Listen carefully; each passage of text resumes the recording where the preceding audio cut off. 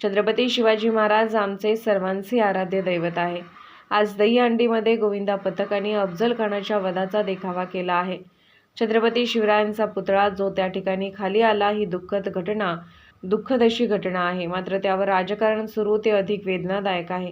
शिवाजी महाराजांचा जो मावळा आहे तो अशा प्रकारचे फोटो कधी व्हायरल करणार नाही। चांगल्या हेतूने हा पुतळा उभा केला होता। आमचा संकल्प त्याच ठिकाणी महाराजांचा भव्य पुतळा उभारण्याचा आहे। कुणी त्यावर राजकारण करू नये। सर, आज अफजल खानचा प्रयोग झालेला आहे। आज पहिल्यांदाच मुंबईच्या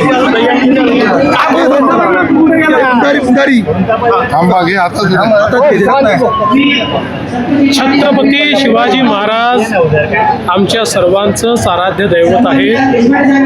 आज दहीहंडीमध्ये गोविंदा पथकाने अतिशय सुंदर अशा प्रकारचा अफजल खान वधाचा देखावा सादर केलेला आहे। विशेषतः इतकी थरं लावून त्याच्यावर अशा प्रकारचा देखावा ज्यावेळेस आम्ही सगळ्यांनी बघितला, आमच्या अंगावरही रोमांच उभे राहिले आणि यातनं हेच सांगण्याचा प्रयत्न आहे की अफजल खान रूपी कितीही शक्ती स्वराज्यावर चालून आल्यात तरी छत्रपतींच्या प्रेरणेने त्यांचा कोथळा आम्ही बाहेर काढू, अर्थात लोकशाही पद्धतीनं बाहेर काढू। आज नेपाळमध्ये जी काही घटना झाली होती त्यातल्या 7 जखमींना बॉम्बे हॉस्पिटलमध्ये आणलेलं आहे। त्या ठिकाणी जाऊन मी त्यांची भेट घेतली आहे, त्यांची विचारपूस केली आहे। खरं म्हणजे आपले गिरीश महाजन असतील किंवा सगळी तिथली आमच्या रक्षाताई खडसे असतील, तिथली सगळी टीम असेल, यांनी खूप मेहनत करून जे जखमी आहेत त्यांना सगळी मदत केली आहे। त्याच्यावर त्यांनी एक प्रकारे संतोष व्यक्त केला आणि आम्ही त्यांना आश्वस्त केलं आहे की तुम्ही ठीक झाल्याशिवाय आम्ही कोणी शांत बसणार नाही। सगळी त्यांची सेवा शुश्रूषा त्या ठिकाणी चालू आहे। विरोधक तुमच्यावरती आरोप करत आहेत मालवणमधील छत्रपतींच्या पुतळ्याच्या घटनेनंतर आणि व्हिडिओ असे आक्षेपार्ह व्हायरल केले जात आहेत।